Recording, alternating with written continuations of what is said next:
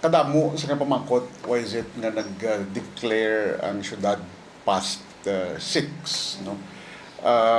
Just to clear things out, personally, I saw the post mga before 5:45, 5:40 kay nasang aga.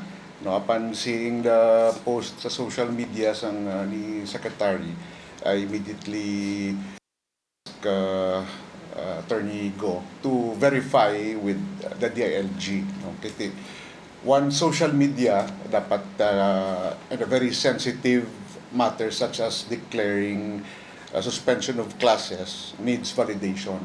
So after na gin-validate namon with the local DILG, then immediately nag-declare kita nga wala sang klase for today, and as well as government work. So that's about mga around past 6 siguro sa aga.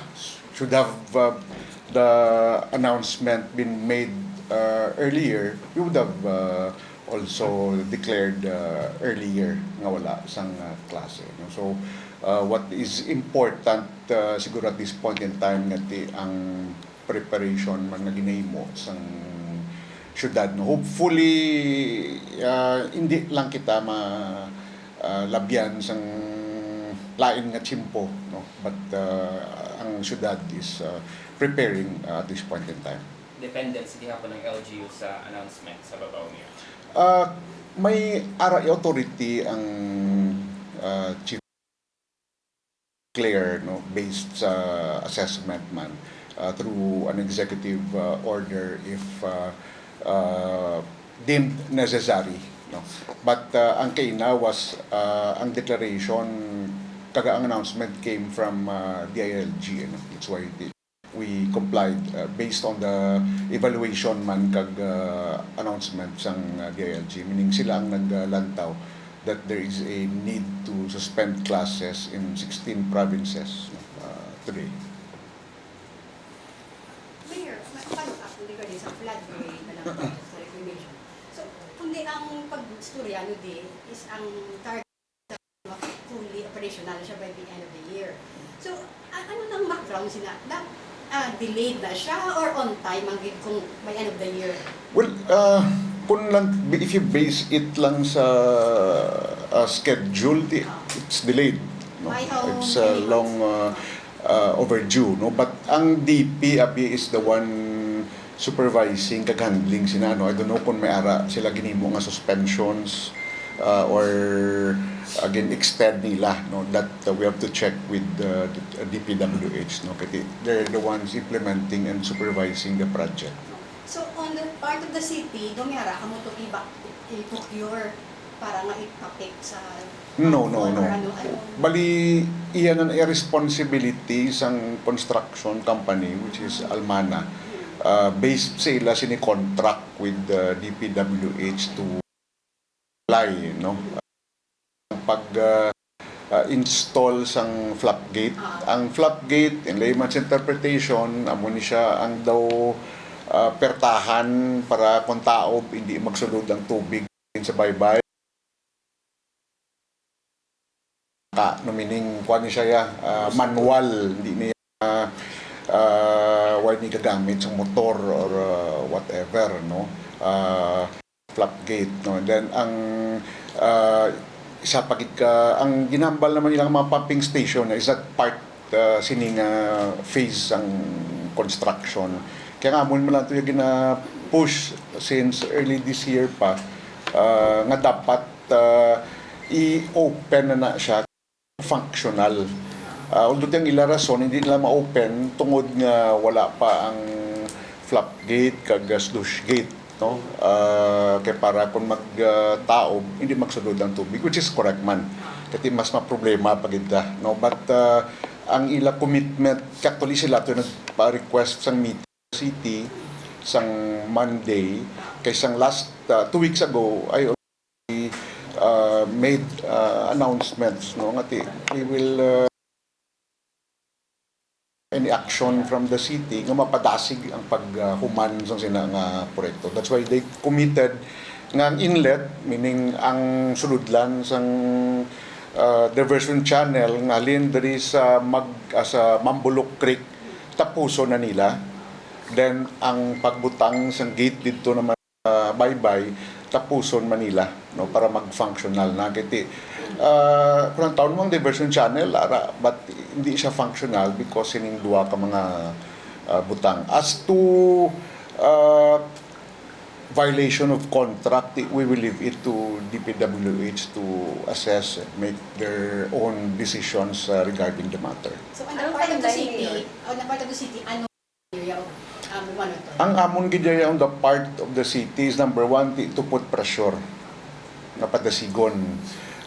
Then sa problema sang baha sa reclamation, ginhingagaw naman sang syudad ang obligation, which is ang pag-open sang drainage diri sa kilid sang Pope John Paul nga tower, which is now passable ng tubig, no, kay pagpungko na kon sang June 30 sa gid ni nga observation naton nga ini nga local drainage wala ga function kay tungod way ma-connect sa diversion channel.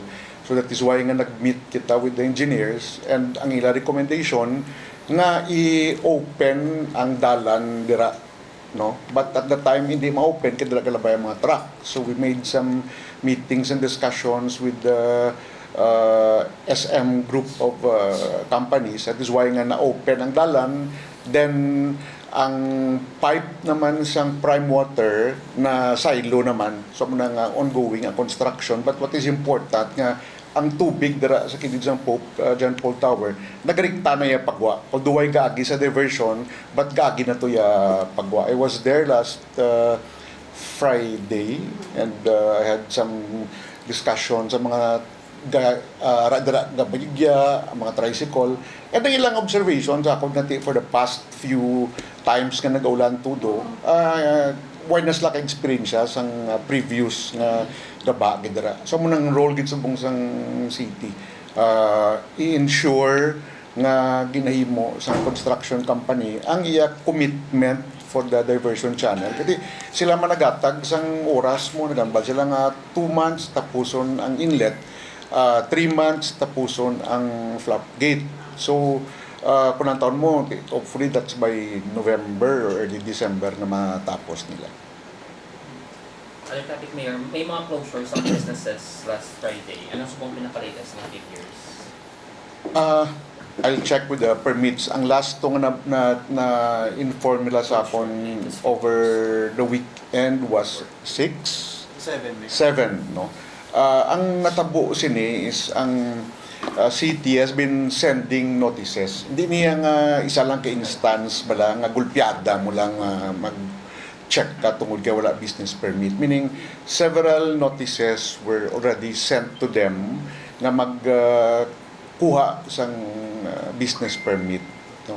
So 7 ang gin-issuehan sa tong order, but I asked the city legal last Saturday sang hapon nga pakadtuan liwat kag istoryahon ang ini nga mga or invite ang ini nga mga companies for a conference to know kung ano ang rason kung nga hindi sila maka-comply, no? Kiti we also want to be proactive, di taluyag niya nga maghimo sinyo galing kiti may ara recommendations ang aton nga permits and licensing division, because they are also doing their job, no? But to be proactive about this, ang tao namon kung nga hindi sila maka-comply, kag if makabulig ang syudad, definitely maka-assister kami kag makabulig man sila para mangin compliant sila. Tama pa sila, Mayor? Based sa list do mga 40 pa ang naka-line up, no? So for those na napadalaan na sa mga notices, probably they can go na lang siguro sa city legal and or sa permits, no? If may mga problem sila, please let us know, no? Through the city legal officer or the city administrator para mabuligan namon sila, no? Whether building permit or ano nga mga klase ang permit dira, no? Kay we assure them and we will assure them nga as long as they're compliant, mahatag ang syudad, no? All they have to do is comply lang sa mga requirements nga kinahanglan, no? Technically, hindi sila pwede ka maka-open, Mayor, since may closure order. What if mag-open sila or a violation?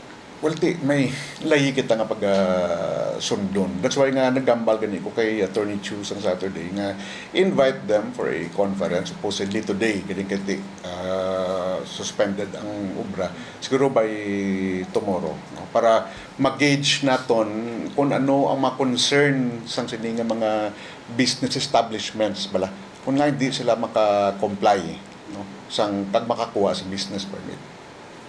Mayor, how about pala sa mga new businesses nga based sa ato National Building Code, hindi sila pwede kapatid ng establishment if wala sila sa parking space na ilan?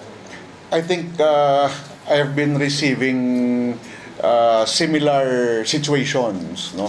So ang obo naton is there, no, na mag-assist kag makabulig sila, no. Di sila mag-worry kay ang problem in the past ang ining allegation kag reklamo sa iban may mga ginasukot in na necessary, meaning wala ka kadto sa kaban sang syudad, no.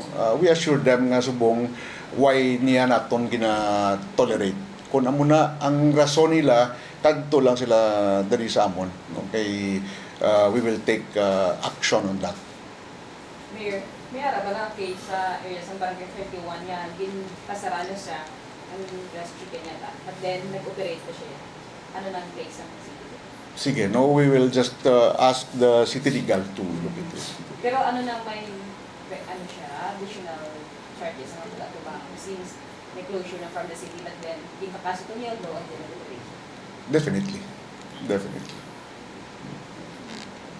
Ang sa masilingan Mayor, tayo kay nakuha na ang Yes, chicken. tubo nga nagabalapot sa Taytaytan and observation ito sa atong barangay hall sa isa to ka Taytay. Ginimo parkingan sa mga tricycle ang Taytaytan. May arada, may gamay pa dang nabilin man eh, no? Oo. So, i-assist na lang na namon on the parts ng enforcement team. Noon natin, although it took them close to a year or more than a year ang pagkuha sang tubo dara sa Bakyas Creek, but that's already water under the bridge. What is important Nakuha na. nakuha na, no. After malawig man namon nga mga meetings kag request kag pangabay sila, which ka pasalamat man kami kay days ago ang ila commitment sa akon nga ihimuon na nila, so at least na-remove na nila. Mayor, after na nasiraan ang Fort Lacson Street, ano natabo sa mga ang building to ba lang abandonado, ano natabo sa mga pamilya nga dito na nag-staff? Attorney Mark, I think is the one nga nag-handle dito. Although, ang most of them, based on a report, hindi taga Bacolod eh. No, most of them hindi taga Bacolod. Pagkanto ko to sang Thursday to, no, in-implement, Thursday sang hapon. Ang kalabanan to gambali di sila taga Bacolod. So definitely why hindi man pwede nga maka-offer ang syudad kay hindi sila taga Bacolod, but for the minors kag ang iban nga nagailista dito ang DSSD nag-assist man. Attorney Mark. That's good. I-reach out na gining ilang ang mga ginikanan, no, kay mga minors ni. So why man ta rason nga i-hold sila under our custody? Tagadiin sila kung ang mga adults na attorney. Tagadiin. We were told nga outside Bacolod nga LGU ang iban mayara sa Kabangkalan, no, may I think may Sagay, no. So sila na mismo nagambal ang mga naga-star dira, no. So that's why nga appropriate actions also will be observed by DSSD mo tong hambal naton. We can reach out sa siningang mga LGUs for assistance kung luyag nila nga magpuli, but kung hindi ti amo na hambal ta sila gid ang madesisyon kung diin sila makadto after that. So ang minors, yung kabataan nila. Hindi, not necessarily. May ara gid yang mga minors nga may pamilya man niya tapos di naghalin sila nga mga pamilya. Dra sila abi na katiner no, sa Taga-Bacolod man ka na ng minors. there are those nga taga Bacolod may ara gid na taga Guam. Pati attorney, ginamonitor, may nga makapuli sila. Kaya base, di pahalin na to sila. But then, mangita naman sila another area sa Bacolod. Nibira naman sila. Yes, ang DSSD actually is on top of the situation. Labi na gid sa mga minors. Ari sila temporarily sa isa ka facility sa Barangay 18 nga iyan na ginapanagyan sang partner nato niya isa ka foundation. Now, so amo na ang ginalantaw sang DSSD nga gina-explain sila nga dapat abi mapuli sila and then willing kita nga magbulig. For those naman sa iban, may mga nagambal nga hindi na kami magpuli, matiner naman kami somewhere else. No, may mga ginahambal sila nga mga lugar diri sa syudad sa Bacolod. That's why nga ginapabantayan man namon kay hindi pwedeng ginpahalin to sila lain naman ang ilang tiniran. No, so it will cause the same problem. How about the building owner? Anong kubra ko nila sa... Kung sa nabalaan ko kung sinong property owner, I asked a friend to contact them na kung pwede ma-undertake na nga measure. No? So, at least nagpasalamat ko sila nga they've done their part also. So, Mayor, after this incident, may na-monitor, pwede ka mga similar na mga structure sa city, ano ba yung sitwasyon? May ginapat-check pa ko nga iban. May ginapat-check pa man ko nga iban. Galikita mo na bla, since these are private properties, hindi makagilayon. So what we do is gina-check namon sa assessors kung sinong tag-iya. Then from there, dala kami kasugod. Bali, they're planning pa man, Mayor, na i-continue ang operation nila or for demolition naman din nila ang building? There were private informations, but I cannot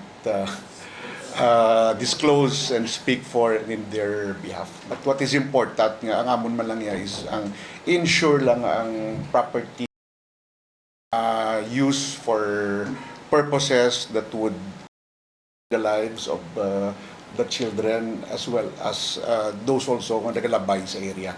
Kagin pabutangan nato namon 3 ka solar lights sa kilid para magsanad.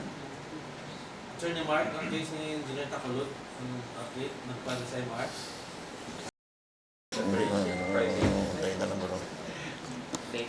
Later na. Tapos i-announce ng linamon kay kagabi may isa ka kahoy bla sa plaza nga natumba. Mulave, no? Mulave 3. Mulave 3 nga natumba at around 5:30 o 5 o'clock mga So, subong o kagabi pagkatabo ay asked DNR no nga mag-supervise sa desisyon nga pagaymoon about sini nga kahoy nga dara sa plaza.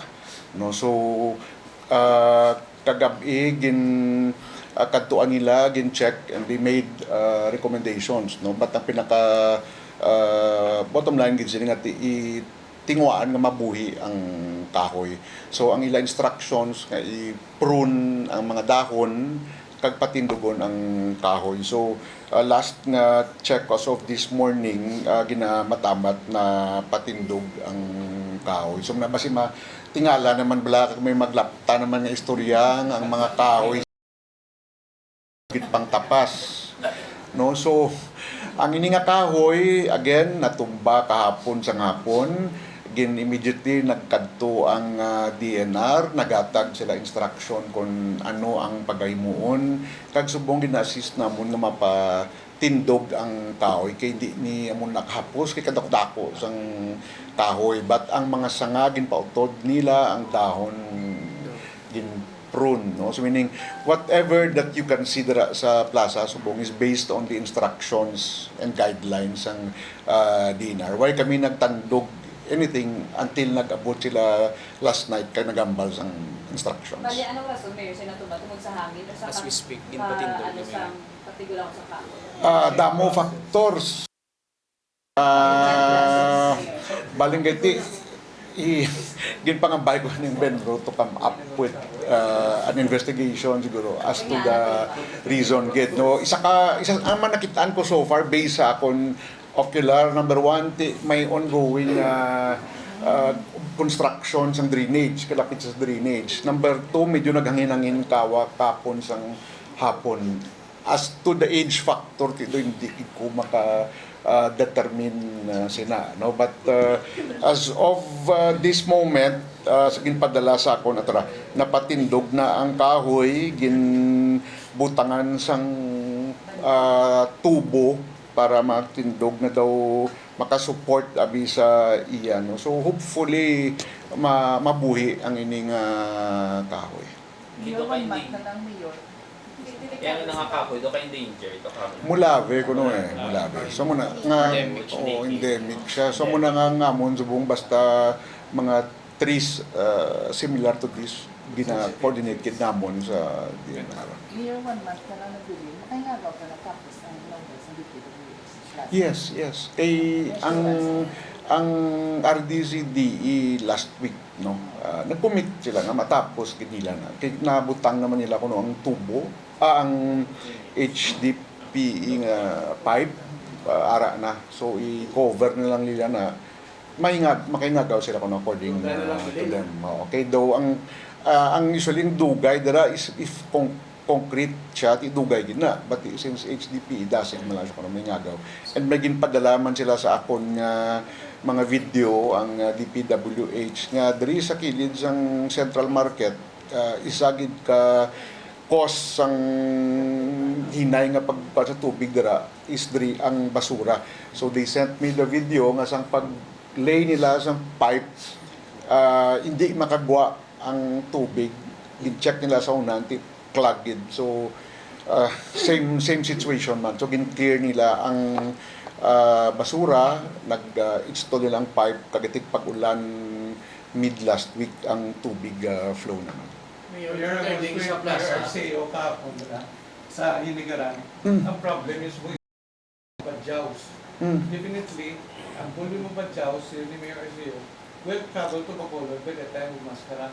Do you have any for that contingency? Oh, actually, antisto sang mga kabataan mula sa plaza nga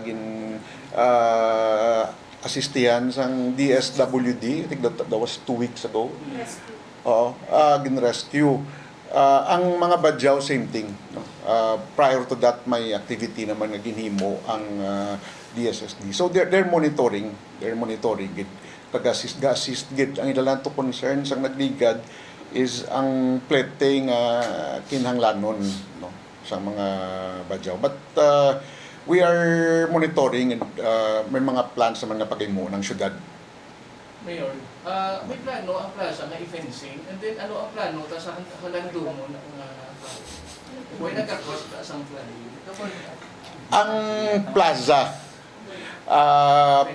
fencing, no, will allowed na siyang bilog nga plaza, just like inimo sa sa Capitol, no. Kaya considering sang may bad ang part kaya it's owned by the church, no, so considered mabudlay siguro, but may discussion kami ni 2 weeks ago with a private establishment diri sa Bacolod which made some suggestions. Actually, ang amon ginahimo, ginpang-picture namon, then ginpadala namon sa ila kung ano ilang mga suggestions, ginpabalik namon. That is nang for free lang, they just want to help the city, no. So we have made some plans kung ano pagaymoon. Siguro pagkatapos lang sang board up nga ginimo sang Tieza, kay kun imo namon ni subong basi magkalagubba pabla. So after sang Tieza nga board up, kag mahumana na ang pag plaza kag batapos ang fountain, simultaneously may himuon man kami dira, not necessarily nga ipinsahan mo siya, but para lang kahit papaano may protection man nga paghimuon. Saan matapos ang Tiesa nga project, Mayor, in time for the Mascara? Matapos siya? Ang ila commitment sa Tieza is ang lightings matapos nila before ang Mascara, but ang fountain I think daw after siguro, no. Ang parte naman sa Landumon, Sir Arman, that was a discussion sang may nagtawag kahapon sa akon. Same gid Sila niya, ano ang plano sa syudad? Hindi ikaw. Hindi. Hindi ka. Actually, mo nang ko nakibot sa pamangkot mo, kay may nagtawag kahapon sa akon. And after niya nagtawag, nagdamangkot kung anong plano sa syudad, naminsar kami, no? Kaya number one, it's a structure nga gingastuhan sa syudad nga dara. So ano ang use sina at this point in time? Pero mo pa nang inog-discuss ko gani sa engineering kag sa Benro. Kay damo sila suggestion sa ginaboy sa akon, no? Like ibalik ang butangan sang relo, butangan ng whatever, so on and so forth. Siling ko, sige lang. We'll just, patunan ko lang anay kung anong paghahimuon. May iban man nga based sa discussion namon, nagsuggest man nga gubo na lang na, kagakos ang traffic. Number one, nagasto ang syudad, pila ka milyon? 4.5 million. So, no. Kabudlay ba lang? Oh. Yes, no. So, partidera, ang clear sin siguro, I'll create a team, no, na mabulig tuon to be proactive about that property nga ginpatindog sang syudad way back, no. Kay kung may use siya, then imuon ta. If wala siya use, then it's another story. Replica, Mayor, sa Noma Start Beautify, ang replica. Almost dungan-dungan isa sa plaza, no? Kag sa bandstand naton. Kay ang bandstand, kung makadto ka muna subong ang kisame niya do rusdak. Yung pahimuan ko man program of work, speaking about plaza, himuan ko man dad. Ang building gidas to nga sang plaza, no, kundi aradang tourism na siya. Oo, inang aircon nga CR da bla. Tanatanan. Then ang magsulod kada sa building na nga may part man tungod dumarusdak ng kisame. So ginpahimuan ko to plano sa city engineers, ko na pirman ko na gani ang line. Pangitaan na lang nila to pundo kay ang akong proposal dira siling ko i-utilize dapat na sang syudad. Start nga butangan na lang atop kay ti wala na siya atop mo. And amo nang cost kun nga ang nagatubod ang ina nga property. Then i-use siya sang syudad like sa una mera center niya sang Arts Association of Bacolod. AAB, di ba? May showroom na siya. So, it can be nga pwede siya mangin showroom. It can be nga magamit siya sang tourism center. It can be used nga in times sang kinanglanan kung may maskara gamiton siya. No, it can be used also as an extension office nga pagimuon sang syudad. But what is important nga gamiton gid siya. So ginpahimuan ko na to costings, no, hopefully by this week matapos na Manila kung makapangita sila pundo kay kanugon sa structure. Then number 2, ang pinaka-importante gid ang CR nan kay do ka panagid.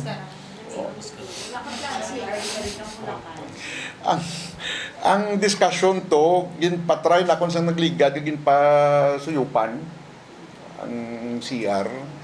Pasensya ako may nakam. Pasuyupan, gintry amo gyapon ga backflow gyapon. So kung magsulod ka sa CR sa babae kag lalaki daw hindi gid healthy. Hindi gid healthy. So ang recommendation, himuan na lang gid bagong Puso Negro. Ipalinyahan lain. Then ang CR nga duwa, hindi na lang pag-aircon guro. Iubrahon na lang gid sang bag-ob lang daw parehas man diri sa government center sana siya. No, so rehab sang bilog na building dira sa plaza nga amon nga pakimuon. For the purpose nga kung makayuna ang bilog nga plaza kalaway man nga nabilinda siya. But this will be definitely used this can be used ng pumuluyo sa syudad. May plano based talking about CR, ang net section sa Libertad, why ang CR nila daw tinuig na mga operate reklamo ng mga vendors nga daw wala na yung atipan isang Burgos, tumakbo. Mayor, anong mayos na kay Serado for kadugay na kinanglano siguro sa mga vendors na labi na yung mga sa midsection. Attorney Mark? Ina-address namon ang other incidental concerns just like sa tubig, sa ventilation, but eventually, of course, it will be prioritized ang ila dira nga mga comfort rooms. Kay ti nang ginatapos anay naton implement, hindi lang mga pending nga mga projects no under the City Engineer's Office before, of course, we can propose na magpatigayon na maniwad kag mag-alokar pundo para sa mga bag-o nga mga proyekto. But definitely, we will address that issue labi na gid sa mga comfort rooms sa markets naton. Ako na lang, ang dali lang garo sa may yakasi CLDO nga showroom, no? So, ginapatunan namon ko na nung pwedeng Dala sa Comelec. mahimo. Ang Comelec office, dala ni sa SM nga kuan ang mga improvements. Then, nagsulat na ko ni sa DENR nga kung pwede ang titulo mabutang ngalan sa syudad. Kaya na babaw iya pa ni sa national government part sa plaza. So amo ni yung request naton ang DNR nga patituluhan na in favor of the city. Ang flower vendors na mayor, may mga plano para sa Siguro isa gid na nga paglantawon gid naton. I think part ko na lang siya sang discussion man with the Halandumon Tower. So right now, gina-prepare na ang purchase request, ang PR for the second tranche nga sa pagbakalsin naton. No need naman ta mag-sign sang bago nga MOA, kaya ang existing nga MOA nga na-sign to before would be good. Ang ginaulat na lang ang PR subong, gina-prepare lang namon. Hopefully this week, mapadala na namon ang PR dito sa FTI. So possibly, mga went na mga available sa barangays. I-ano pa na delivery. As to sa barangay, hindi pa kita kahambal. Tinguan this month, kiti first day of September, pamalang naton. Tinguan kasi within the month, ma-expedited ka. Anyway, ara naman yun sa bodega sa NFA mo. Naman lang ginahulat. Mga pila ka number of sacks of rice ang atong purchase attorney. Last, why ko sang exact na number, pero ang last na itong purchase was around, pila to gani? 7 million, pero ang sacks to was around 3,000. 5,000. This time, a little bit lower siya because may belief to siya. So, mga 3,000 plus tanga bags ang iano ta this year. Kaya ang ginagamit na nga budget, amo man itong nagkuha ta sa budget na bilin. Sa ang 3,000 attorney, same sectors, hihapon ang aton niya naka-avail sila or and if may ara basi pagbago sa guidelines sa DA kung sino pagiblang baligyan sundon ta na kay we will check with DA if I understand do may bago nga guidelines na kung sino maka-avail dugangan nila sa mga sectors. Fisher folks. Same na gyapon attorney na ang 14 pesos i-shoulder gyapon sa LGU. Same arrangement. Anong update attorney sa back chip na 100% na-release ito tanan atong Yes, release na to tanan ang sa barangay ato balang mga undistributed na mga cards pero damo man ng mga barangay sang wala naka-claim. Miyara, so matabos ito ang mga gin-release sa barangay ibalik na lang di sa back chip office kag diri na lang nila i-claim. Okay? Isulod ko na lang ni statistics lang ng numbers para lang sa updates ang pumuluyo naton for the whole July and August 2 months sa back chip. May ara kita sa new enrollees sa back chip around 1,506 to be exact. That's from July 1 to August 31. No, dala na ni sa mga malls ta nga applicants. Tapos may ara man kita from July to August ang nag-avail sa hospital naton nga mga services sa back chip is around 1,769 to sa in all back chip accredited hospitals. So each sila nakabatol 15K. Hindi na to sa 15K depende man or less. No. But then attorney, despite nga wala pa na bato nilang ilang back chip cars, but then kung hospitalize sila, maka-avail sila gyapon isang assistance Yes, because ang ara ng name nila sa system. So pwede na siya. Ang new enrollees, sa muling under lang sa new administration. Ang new enrollees, amo ni siya nga under sa new administration. Mga pilator niya, wala doon na-distribute ang mga cards. I will have it checked sa, ano ko na lang sa group chat kung pila ka, ang pila gid ang wala. Ang ibalik din nga cards. So, Martin, clarify lang. Ang MOA, sa tanan ng private hospitals, active din niya. Oh, Tanan. actually, active ni siya Subong, but in Subong, we're actually trying to come up with a new MOA para ang signatory, si Mayor Greg na. But right now, pwede niya gyapon yung MOA tayo with, sa time pass ang ni kay Mayor Albi. So, still with all the private hospitals. All the private hospitals, plus Subong, hindi man ta kaano sa Corazon Locsin, government hospital, zero billing man sila eh. So private hospitals ni so far ang atong na-vaccine. Same provision, siya pa ng MOA. Same provision, ginlain ta lang ang signatory. Mayor,